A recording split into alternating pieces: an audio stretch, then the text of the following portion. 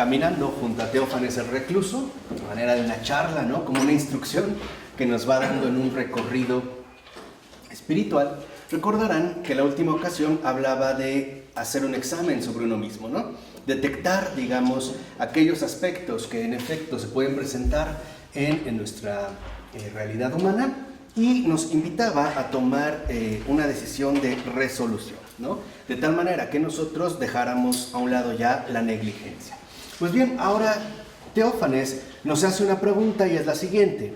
Bueno, ¿qué uso se ha de hacer con el conocimiento que adquirimos de nosotros mismos? Claro, porque te vas a conocer a ti mismo. Bueno, ¿y qué uso vas a hacer de este conocimiento? Dice Teófanes, antes que nada, primero, reprendernos de nuestros propios defectos. O sea, no ocultarlos. Basta de decir que fulano tiene la culpa, que sutano, o sea, nada de victimismo. Simple y sencillamente es reprender los defectos que encontramos en nosotros. Y dice Teófanes, sin excusas ni justificaciones de ningún género. Podemos decir que entonces lo primero que se requiere es un paso absoluto en honestidad. Punto. O sea, conocerse uno mismo, examinarse, reconocer los defectos que tenemos y no excusarse, ¿no? Entonces, en pocas palabras, porque ahí viene lo fundamental. No solo se trata de buscar encubrir los defectos o de justificarlos, no. Más bien, se trata de no buscar con astucia perversas excusas de nuestros propios pecados.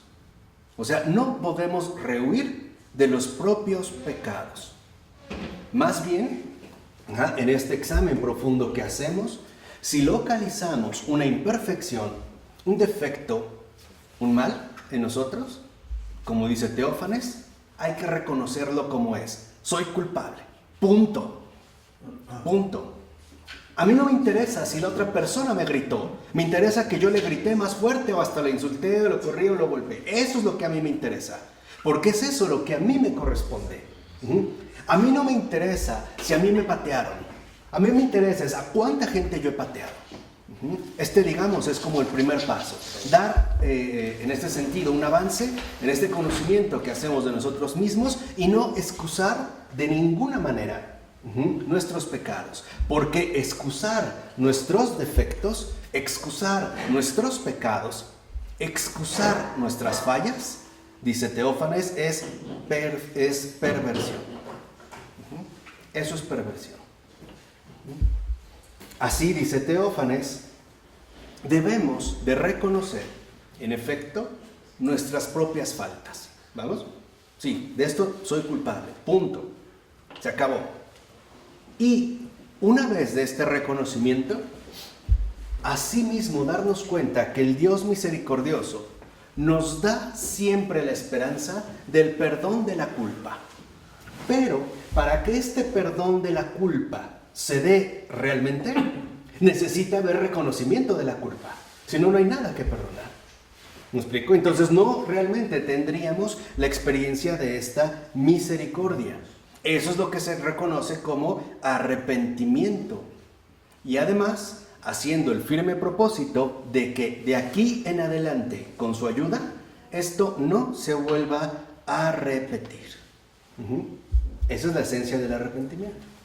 Reconocimiento de la culpa e imploración de la gracia de Dios para que de aquí en adelante este error cometido, esta equivocación, este pecado no vuelva a ocurrir. Ya no me detengo más porque ya en una ocasión habíamos hablado largo y tendido del arrepentimiento. Entonces, primero, dice Teófanes, no reconozca sus defectos fríamente. Ah, pues sí, así soy. Claro, yo me equivoqué en esto y no pasó nada. No, dice Teófanes, duélase de ellos, mueva el corazón, duélase realmente de estos defectos y lamente el hecho de tenerlos. Porque si no, lo que terminamos haciendo es complicidad. Pues sí, yo lo tengo, ¿y qué? Y entonces nos volvemos tiranos tratando de perjudicar a los demás bajo estos rasgos, bajo estos defectos, o bien nos volvemos cínicos. Pues el que quiera ya me conoce, ¿no? No, dice duélase, movilice el corazón. Y a esto es a lo que se le llama compunción. Este término, literalmente teológico, es muy importante, porque no solo se trata de reconocer el pecado propio, sino dolerse por este pecado. Porque en realidad todo pecado es triste y duele. Quiere decir que ejercitamos, ¿no?, la cordialidad. O sea, movemos el corazón para que en efecto se sensibilice ante aquello que hemos reconocido. Por eso dice Teófanes, el conocimiento del pecado que no va acompañado de la intención de enmendarse, que es producida por la compunción, por el dolerse sinceramente, conduce a la soberbia.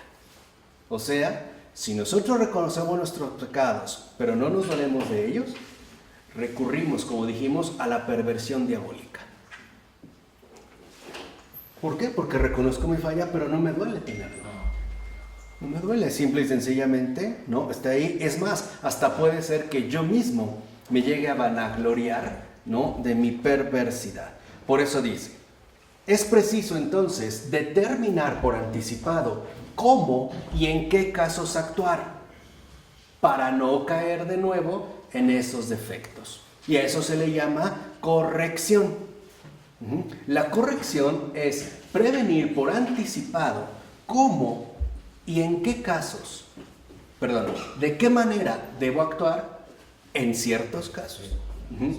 Si yo ya me di cuenta, por ejemplo, que en determinados casos sale a relucir un defecto mío, por ejemplo, el hecho de que soy irascible o que soy lujurioso, bueno, yo tengo que romper con el ritual establecido.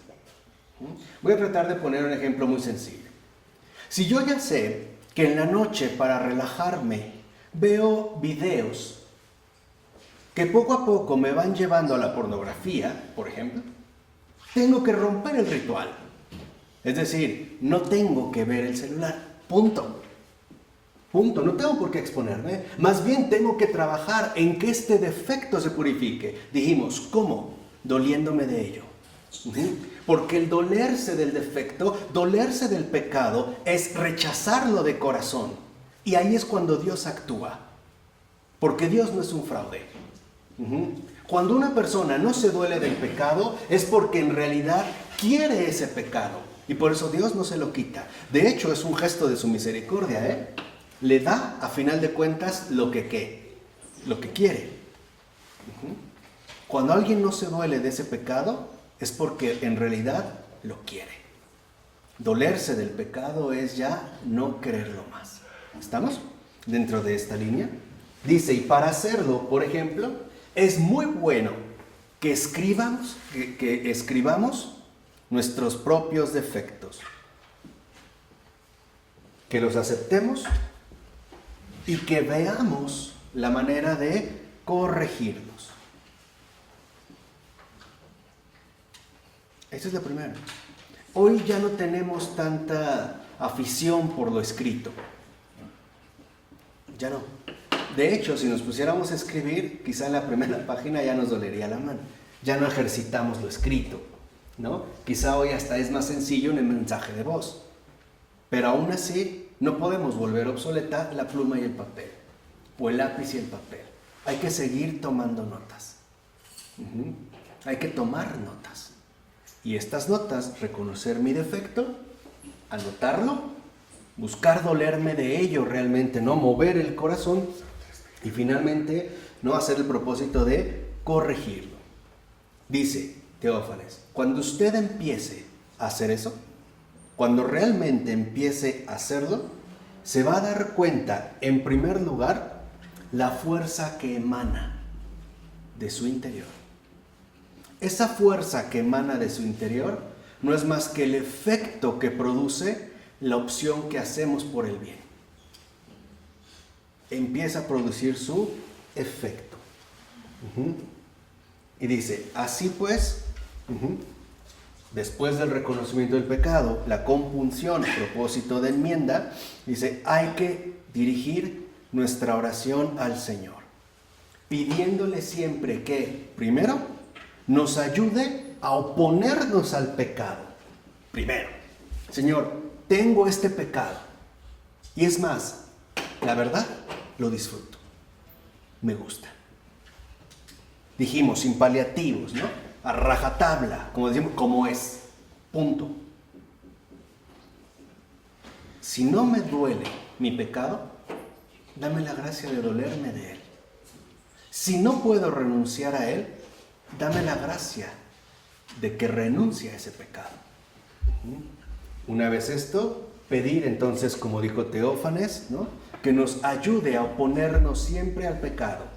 Y 2, que nos dé la gracia de la confianza en su ayuda permanente. O sea, no solo se trata de oponerse al pecado, de experimentar la ayuda divina en este proceso. ¿Estamos? Por así decirlo, es siempre lucha, consuelo. Lucha, consuelo. Esfuerzo, consuelo. Entonces, de esta manera, dice Teófanes, tenemos que darnos cuenta cómo hay que trabajar decididamente en la resolución de no pecar. Y vean, aquí Teófanes da una luz muy bella. Dice Teófanes, ¿y cómo nos damos cuenta de que su arrepentimiento ha sido sincero? De que verdaderamente su arrepentimiento es genuino. De que su firme resolución de corregirse viene impulsado por el Espíritu de la verdad. Muy fácil. Porque el Señor vendrá a su encuentro a través de sus sacramentos. Así. O sea, uno vuelve a la vida sacramental que nos ofrece la Iglesia. Así de sencillo. Hay un signo objetivo evidente. Es más, podemos decir irrefutable.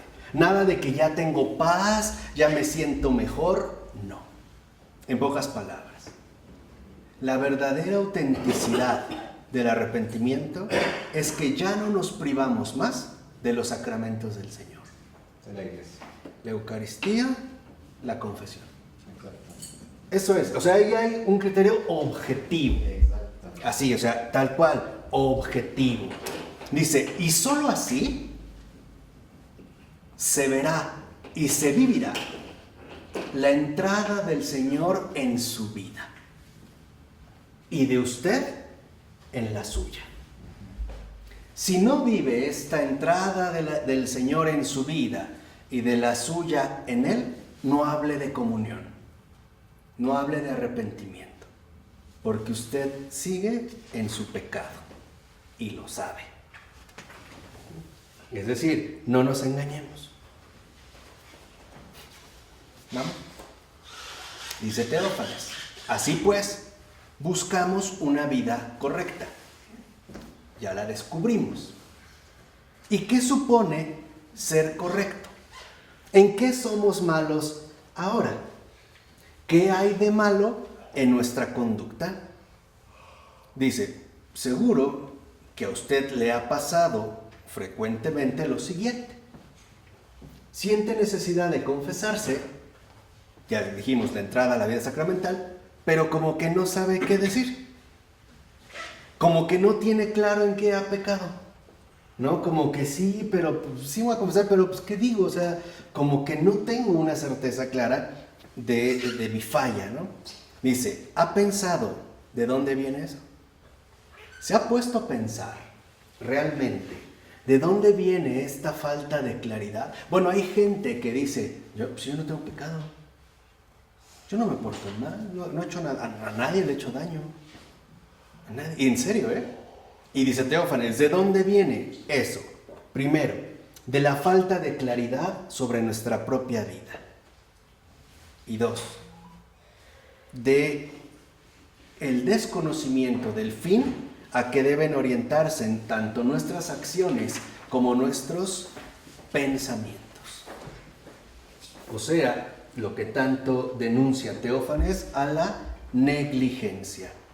Dice, a ver, por eso lo primero que tenemos que hacer es ponernos a considerar si lo que hacemos es acorde o no con la voluntad de Dios.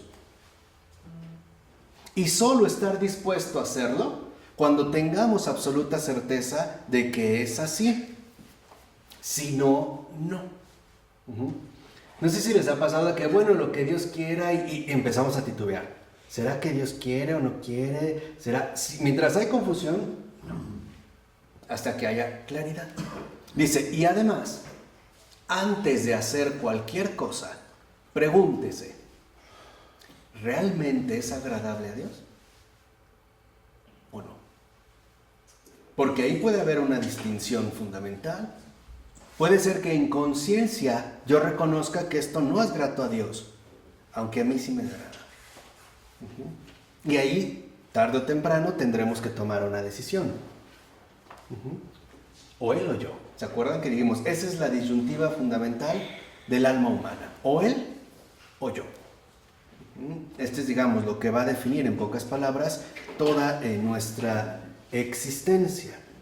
Dice, por ello, cuando uno busca realmente el agrado de Dios, uno empieza a experimentar una tranquilidad de conciencia, que es la base fundamental de la alegría espiritual.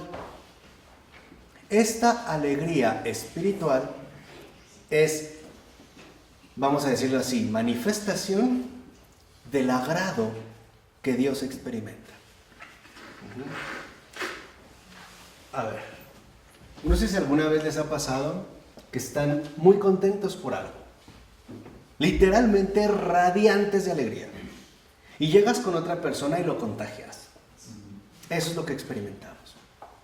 Cuando Dios ya ve que nosotros nos hemos decidido por el bien, también nos contagia de esa alegría. Es, digamos, como una situación finalmente inevitable. ¿Por qué? Porque ahora nosotros realmente nos presentamos como lo que somos, siervos suyos que se esfuerzan en agradarle y que orientan toda su energía a eso, agradar a Dios, cueste lo que cueste. Aquí es donde les decía, ese es el dilema para nosotros, o él o yo. Híjole, yo sé que esto no agrada a Dios y a veces yo le buscaré acomodar y maquillarlo, ¿no? Lo que es el papá, ponerle cosméticos, ¿no? Cosméticos espiritualizados para que suene a cristiano, para autoengañar mi conciencia, haciendo creer que en realidad, pues bueno, no es tan grave. Mentira. Mentira. Aquí habrá situaciones en la vida donde dijimos, no es o él o yo. Dice, en pocas palabras, la alegría espiritual viene de que nosotros hemos optado por una correcta vida moral. ¿Qué es la vida moral? La vida orientada hacia el bien y solo al bien, pero no el bien que imagino ni el bien que el mundo me propone, hacia el bien único que es la voluntad de Dios. ¿Qué es la moral cristiana? No, es la moral, hay una. Porque Dios es uno. Es que la moral no cristiana no es moral. No es moral. No sé si me explico. O sea, la moral no cristiana no es moral. No, la moral no, la moral cristiana es la moral que opta hacia el bien y hacia Jesús, trascendente. Y por lo tanto es lo único moral. Exactamente. ¿Y la kantiana? Sí. No es moral. Justamente es que no es moral. Porque no tiene un fundamento. Sí. No brota del fundamento genuino. La verdad. Es, la verdad, una pseudomoral. Suena, es un discurso ético, pero que en realidad no tiene como esta carne verdaderamente moral.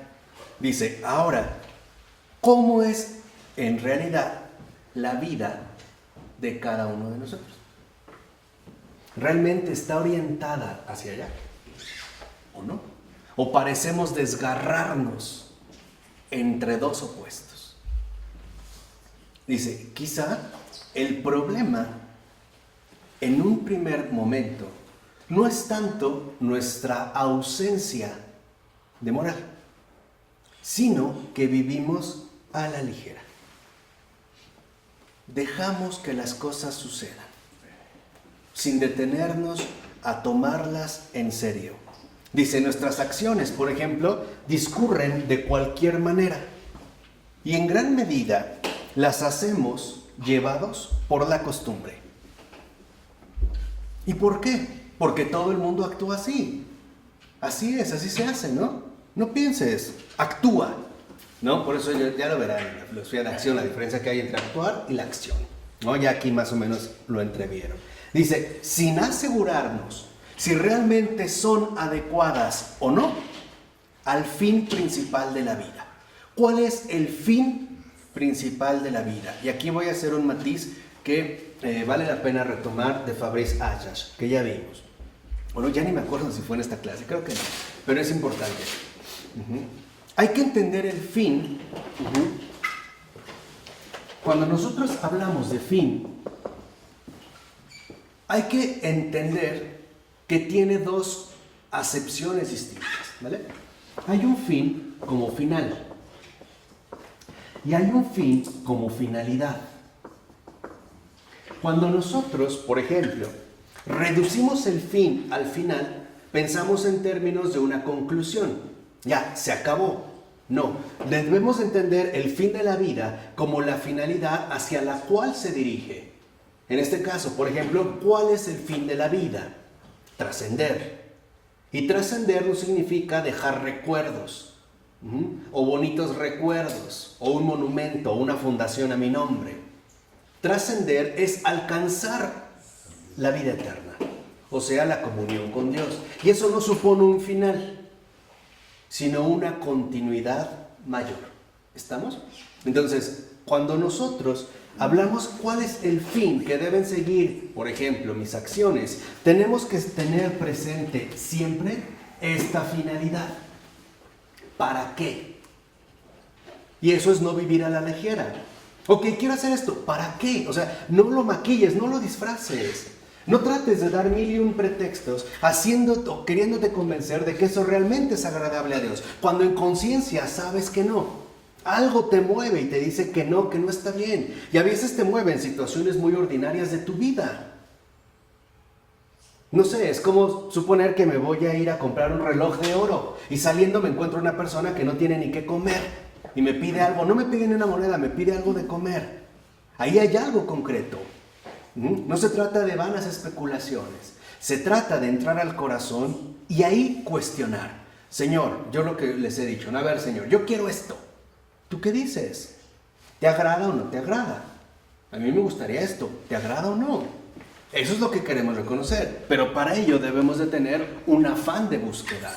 No debemos realmente, en pocas palabras, de buscar a Dios. Es decir, no vivir a la ligera.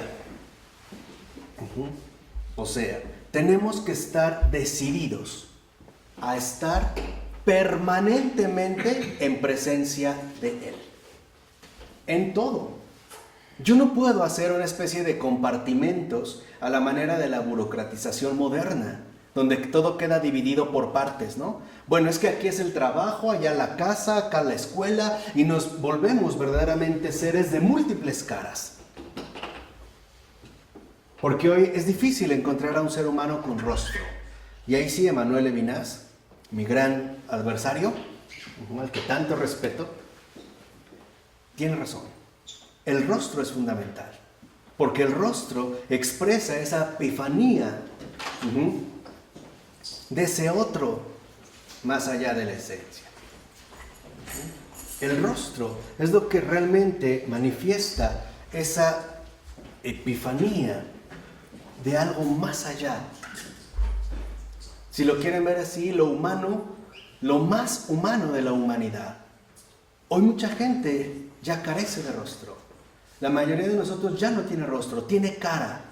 Cara que se amolda a cada circunstancia que enfrenta. Ponemos caras. Así como cuando una persona dice, no me pongas cara, ¿no? O sea, nos arrancamos el rostro para asumir caras, caretas, que pueden cambiar según la circunstancia. Es más, ahorita me viene claro un ejemplo bien cotidiano.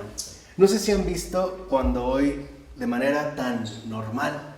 La gente se toma fotos o selfies, como yo le llamo, al más puro estilo Facebook. Por ejemplo, fotos, sí, permíteme. Caras. O sea, si queremos que nos traten bien, ay, hola, buenas noches, caras. Aunque por dentro es, muérete, maldito. Pero mi cara, somos expertos en tener caras. Es más, de verdad, tenemos 1001 caras. 1001 caras. Cuando nos atrevamos a ir rompiendo esas caras una por una, podremos recuperar nuestro verdadero rostro. Porque para estar ante Dios hay que poner el rostro. Hay que dejarse de enmascararse. Hay que dejar de lado ya las máscaras, si así lo entienden mejor. Para mirar a Dios cara a cara hay que tener un rostro, es decir, un rostro limpio, o sea, una vida buena. ¿Vamos? Por ello Teófanes dice, el dolor del corazón por la propia imperfección ante Dios es justo lo que constituye la firme resolución de estar ante Él el resto de la vida como es debido. Eso es fundamental. No solo se trata de decir que creo en Dios, sino de estar con Él como es debido. Ya dijimos, el camino fundamental está dado, la vida sacramental. Ahí está, digamos, como el signo claro de la sinceridad. Dice, y aquí no hay nada difícil ni desproporcionado. Todo es muy sencillo. Vaya poco a poco y llegará a hacerlo todo como es debido, pero empiece. Realmente lo difícil para estar ante Dios como es debido es empezar. Podemos decirlo de esta manera. Lo difícil es el primer paso. Lo demás se va facilitando poco a qué. A poco. Dice Teófanes, bueno, y si lo decide y no consigue realizarlo todo como usted quisiera, hágalo como pueda, pero hágalo. Porque entonces ahí también nos volvemos bien astutos. Es que lo intento, pero no me salió y volví a caer, entonces ya, al carajo Dios y sigo en lo mío. Es decir, estaba buscando el menor pretexto para regresar a donde tanto me gusta, el pecado. Porque seamos sinceros, el pecado también es seductor. No vamos a decir que no. Y es tan seductor que se puede volver algo terriblemente habitual, ¿no? Ya, bien arraigado. Pero acuérdense, tarde o temprano, vamos a tener que estar cara a cara ante Dios. ¿Qué rostro le vamos a mostrar? Ahí nos vamos a ver con sus ojos. Y ahí quizá, ahí sí literalmente se nos caiga la cara de vergüenza. Ahí quizá, ya desde aquí, ¿no? A veces empezamos a ver qué será ya cuando todo se ponga al descubierto. Dice, póngase en camino, empiece. El Señor no se fija en minucias, valora el celo y la intención. Eso es lo principal. No pienses en resultados y mucho menos inmediatos.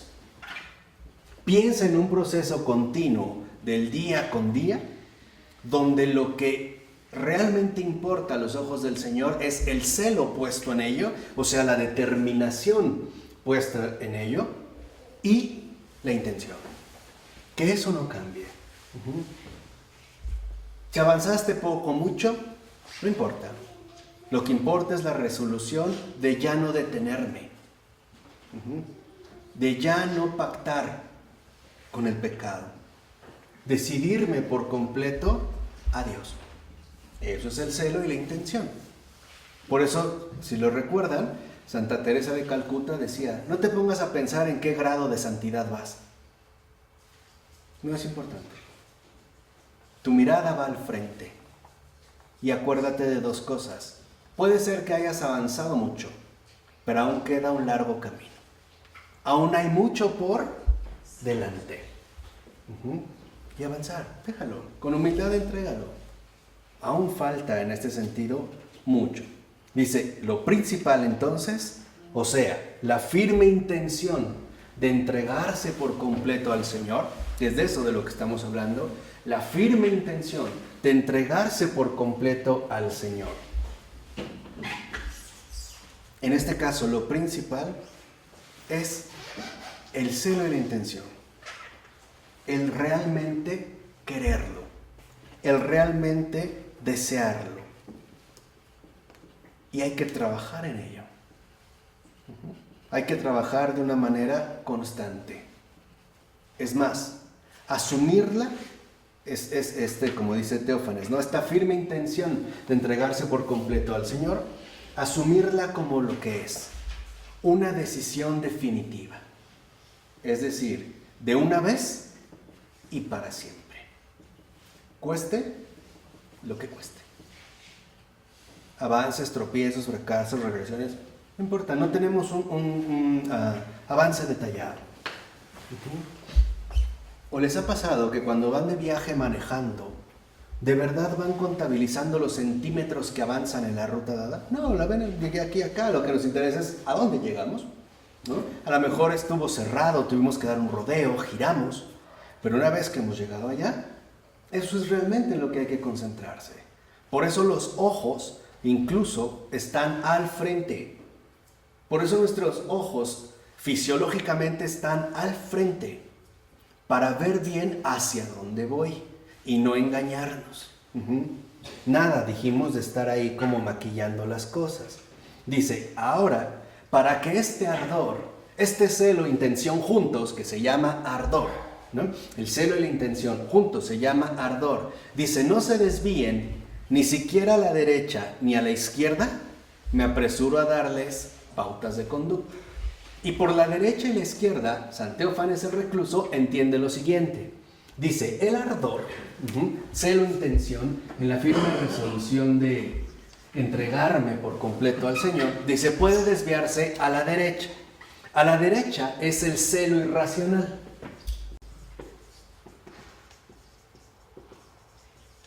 A la izquierda, bueno, visto así, ¿no? De frente, derecha, izquierda. A la izquierda es la pereza. Dice Teófanes, el ardor se puede dirigir hacia un celo irracional. Sí, me quiero entregar por completo al Señor, ya lo decidí, entonces ahora me voy a ir, ¿no? A convertir a todo el mundo.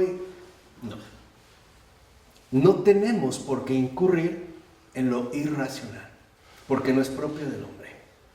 También lo tenemos que hacer coordinando nuestra facultad pensante con nuestra capacidad amante. Por eso podemos decir, de cierta manera, que el amor hace locuras, no estupideces, como lo que a veces puede llegar a ocurrir. Por la izquierda viene justamente la pereza, o sea, dejar que las cosas se vayan enfriando poco a poco. Al principio siento un ardor y quisiera, pero después, poco a poco, parece que se va como apagando, ¿no? Es un poco lo que ocurre quizá con los niños cuando reciben sus juguetes del 6 de enero, el día de los Reyes Magos. Al principio, no los quieren soltar. 2, 3 días, ya no tanto, ¿no? Un mes, quién sabe dónde quedó. Finalmente buscamos otra cosa. Entonces, para que el ardor, dice Teófanes, no se desvíe ni a la derecha, al celo irracional, ni a la izquierda a la pereza, nos va a dar algunas pautas de conducta. La primera, al buscar reformar su vida entera, ¿no? En la firme resolución de entregarse por completo al Señor, procure prestar más atención a lo interior que a lo exterior. O sea, invierta la perspectiva. No valore las cosas a partir de lo que sucede en su exterior, sino concéntrese ante todo en lo interior. No en lo que sucede, sino en aquello que ocurre dentro de sí. Esto es lo fundamental. Por ejemplo, no se quede en lo que sucede en el ámbito exterior si es que atraviesa una dificultad, sino concéntrese en lo que ocurre dentro de usted. Por ejemplo, ¿se llena de preocupación o de angustia o de ira o qué sucede ahí? No a lo exterior, sino a lo interior. Segunda pauta de conducta, dice Teófanes. No piense jamás que lo que se ha propuesto se va a realizar fácilmente. Ay, claro, lo decidí ya el Señor, entonces todo va a ser de maravilla y me va a ir muy bien. Dice, no. Porque tendrá que superar numerosos obstáculos, tanto internos como externos. Pues esta resolución implica, en pocas palabras, decidirse por un combate. Vamos a decirlo clarito. Si usted se decide por fin a ser bueno, el mal no se la va a poner nada fácil. Nada. Al contrario, le va a declarar una guerra abierta. Y se le va a ir encima. Se lo digo así para que vean también, ojalá experimenten esos movimientos interiores, a lo mejor de miedo, de no, porque que justamente eso es lo que busca. Dice, no, dispóngase al combate. Dispóngase a la lucha. Dispóngase. ¿Por qué? Porque el Señor le dará la fuerza que necesita para afrontar cosas desagradables y molestas que no le van a faltar. Eso es ser literalmente purificado, ¿no? Como el oro en el crisol. Ahí. Y bueno, prepárese. Tercera pauta de conducta. Nunca confíe en usted mismo. Jamás. Nunca. O sea, nunca se olvide de la oración.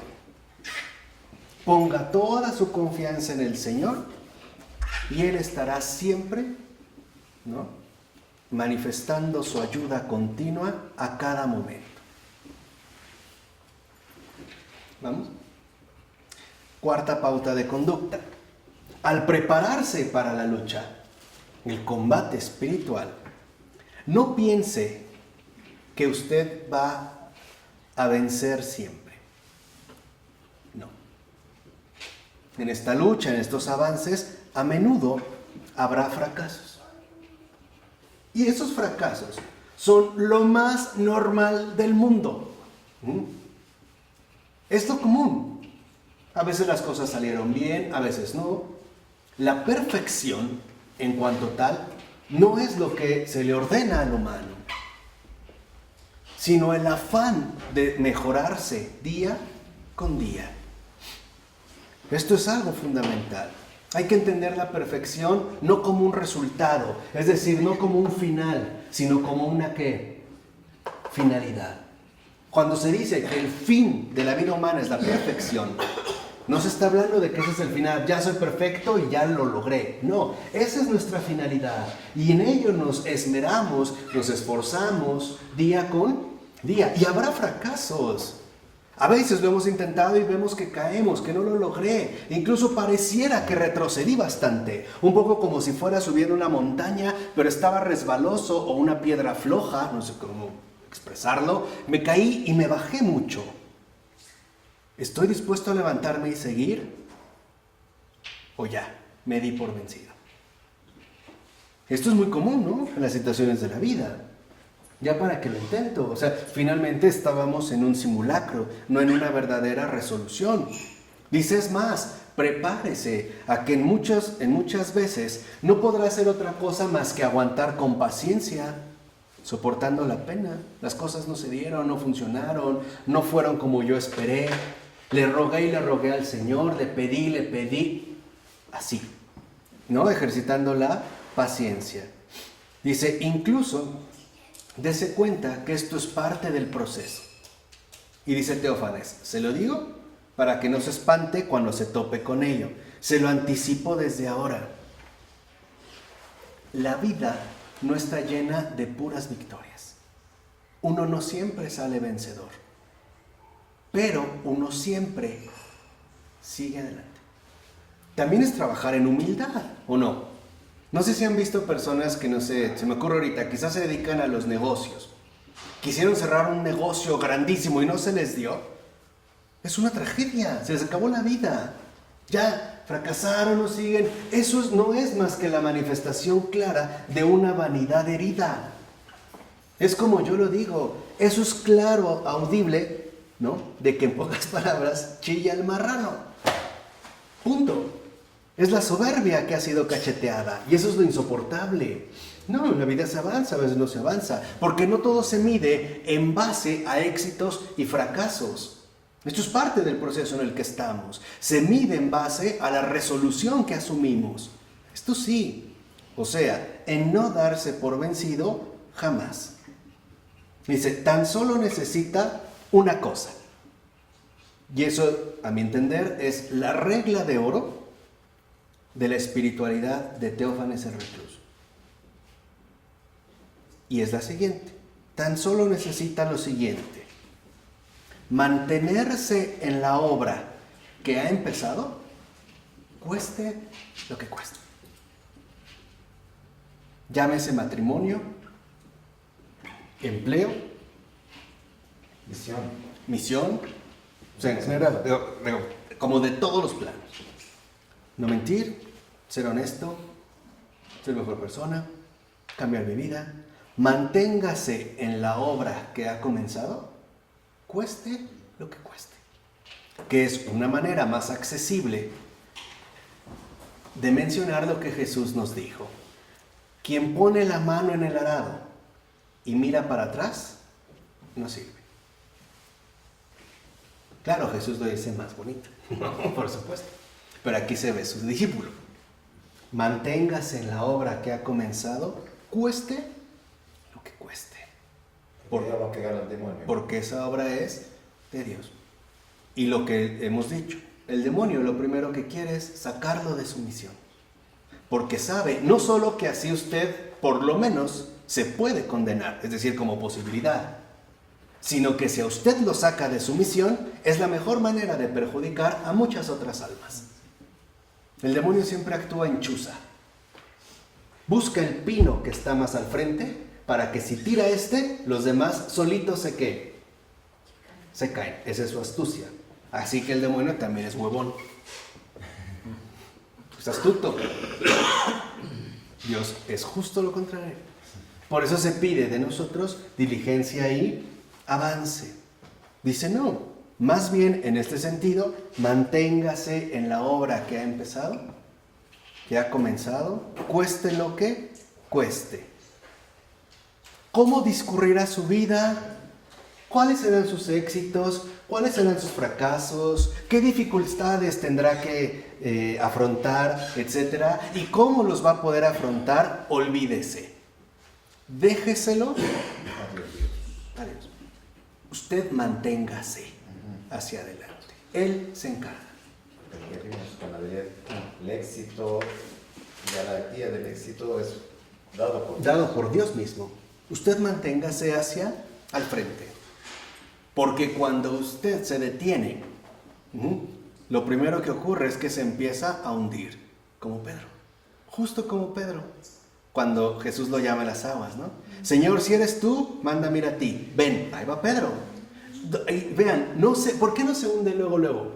Porque va mirando a Jesús. ¿A quién está buscando? A Jesús. Pero cuando de repente lo pierde de vista y se ve a sí mismo, híjole, estoy en las aguas. De inmediato, ¿qué? Eso es lo que nos pasa a nosotros. Es exactamente el camino de la vida. Ese es el camino de la vida. Cuando perdemos de vista a Jesús, nos hundimos. Porque seamos sinceros. Jesús nos manda a caminar sobre las aguas.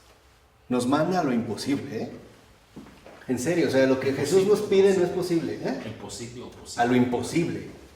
Pero lo curioso es que Él hace que este imposible sea posible. Con su voluntad. Eso es lo claro.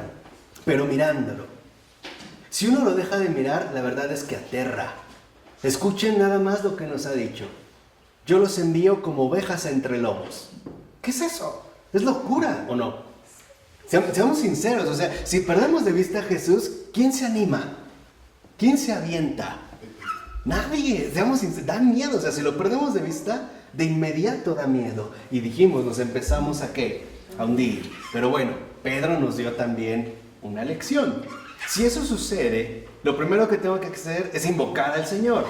Señor, Dios mío, sálvame. ¿No? Vuelve mi mirada hacia ti. Que nunca, en ese sentido, te pierda de vista. No olvide que a final de cuentas, todo depende de Dios, no de usted. Todo depende de Él, o sea, de creerle a Él. Y no olvide que sus caminos son admirables. Y lo que es más importante, secretos. Dice, por eso es tan adecuado decirle al Señor que Él nos sostenga y nos conduzca por los caminos que solo Él conoce, sin perderlo jamás de vista. Pero, y esa es la última pauta de conducta que Teófanes nos aporta, es, no olvide que el enemigo no va a dormir. No va a dormir. No va a dormir. Dice, los santos se dieron cuenta de que el enemigo actúa con los principiantes de dos maneras, de dos formas. Y yo creo que nosotros podemos, ojalá, ¿no?, identificarnos en una u otra. Dice, a unos no los molesta, en absoluto, para nada, ni los importuna, ni les pone dificultad alguna. Parece ser que tomaron la resolución de entregarse al Señor y todo les va de maravilla, pero de maravilla. Dice, estos al no encontrar obstáculos, ni exteriores ni interiores, y al parecerles que todo va sobre ruedas, se hacen la ilusión de que ya han expulsado a los enemigos y de que estos se fueron. En pocas palabras, es una estrategia para agarrarlo desprevenido. Dice, pero en cuanto estos pensamientos se instalan en su interior, o sea, cuando ya se ha acurrucado cómodamente en su fantasía, ahora sí, el enemigo se hace presente y le empieza a inspirar sueños de vanidad, de los que a estas personas les nace la seguridad ahora en sí mismas, hasta el punto de que se olvidan por completo de la ayuda divina. Dejan de buscar a Dios y en consecuencia se pierden. Fíjense, la idea es no perturbar. Claro, te va bien, lo has logrado, incluso podrías hacer cosas mejores, ¿no? Todavía, anímate, tienes talento. Empezamos a crecer y ya nos olvidamos de Dios y por lo tanto finalmente nos perdemos. Dice, cuando la situación llega a este extremo, cuando ya sus pensamientos se han instalado bien en este pobre individuo, ahora sí, el enemigo empieza a actuar de manera tiránica. Empieza a suscitar, ¿no?, malos sentimientos. Por ejemplo, es que él me envidia, no me entienden, me están obstaculizando, bla, bla, bla. Y ahora sí, empieza a suscitar y a promover todo tipo de oposiciones exteriores. O sea, lo va a llevar finalmente a reventar. Primero lo dejó muy tranquilo y después lo empieza a meter hasta que finalmente lo revienta. ¿No ha sucedido así con algunos religiosos? Que piensan que su vida espiritual era maravillosa y que de repente el superior como que está cometiendo fallas, no lo comprenden, él podría hacer mucho más, incluso la necesidad de cambiarse de orden religiosa, o mejor aún, de dejar los votos que he profesado. Y después no ya vienen estos sentimientos de odio, o en nosotros, ¿no? Hasta que finalmente nos vamos a sumir en una verdadera amargura. Dice, por eso, cuidado. Cuando usted comience su nueva vida, o sea, cuando realmente se resuelva, o sea, tome la resolución, ¿no?, de entregarse por completo al Señor, empezar que la obra que hemos comenzado, ¿no?, la continuemos, cueste lo que cueste. Dice, y todo le resulte fácil, cuidado, no se haga ilusiones. O sea, no descuide la vigilancia y tampoco se duerma. O sea, oren y velen. Dice, recuerde que la perfección solo llega, y en pequeña medida, después de muchos años de duros trabajos. Nunca en los inicios ni en los primeros días. Dijimos, esta finalidad. Ese es el primer punto. Dice, a otros, por el contrario, el enemigo los ataca furiosamente desde el primer día. Vean la otra estrategia. A otros, dice, los ataca con furia desde el primer día, con enorme ímpetu, ¿no?, con rabia, rabioso, a fin de que este principiante pierda el ánimo, se desanime. Recuerdo un episodio fundamental de San Ignacio de Loyola. Cuando él tiene este proceso de conversión, como principiante, tenía unos dolores muy fuertes que estaba experimentando desde hace algunos días. Sufrimientos, purificaciones tanto exteriores como interiores. Se le aparece el demonio y le dice, ay, Ignacio, ¿y de veras crees que vas a aguantar así 20 años? Fíjense, ¿eh? Vean, Ignacio invoca la ayuda del Señor de corazón y le responde, mejor cállate, infeliz. Si tú no puedes ni asegurarme un instante de vida, ¿me vienes a proponer 20 años?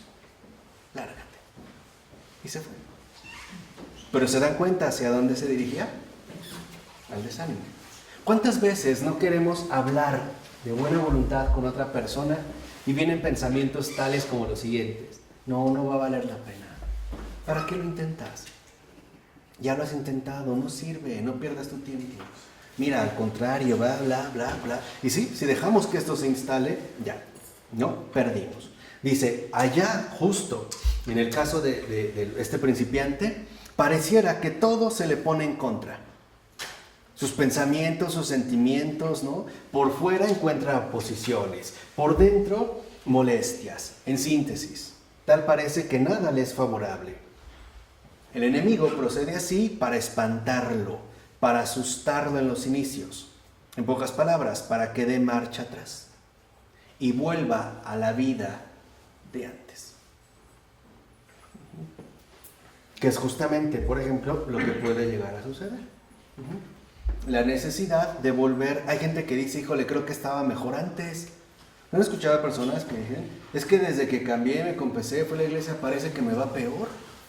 Hombre, perdí el trabajo, ¿no? Y como que empezamos a suponer que sí, que estaba mejor antes que ahora, ¿no? Y esto es justo para desanimarnos y que volvamos, ¿no?, de donde hemos sido sacados. Dice, pero cuando el enemigo se da cuenta de que el principiante mantiene su resolución de mantenerse, se va. Eso es lo que San Ignacio llamaba mucho rostro. Poner mucho rostro. O sea, seguir adelante, dijimos, cueste lo que cueste. Dice, ¿por qué? ¿Por qué se va? Porque plantar cara valientemente al enemigo merece la corona que se le da a los buenos trabajadores. El premio eterno. Y lo último que quiere el maligno es contribuir a que ésta se consiga. Por eso, si lo ven, una es hacernos creer que todo va de maravilla, para que cuando estemos verdaderamente confiados, crea que esto es gracias a nosotros. Y entonces nos va a tronar. La otra es mostrarnos literalmente los colmillos y lanzarse a mordidas furibundas desde el principio para que nos desanimemos.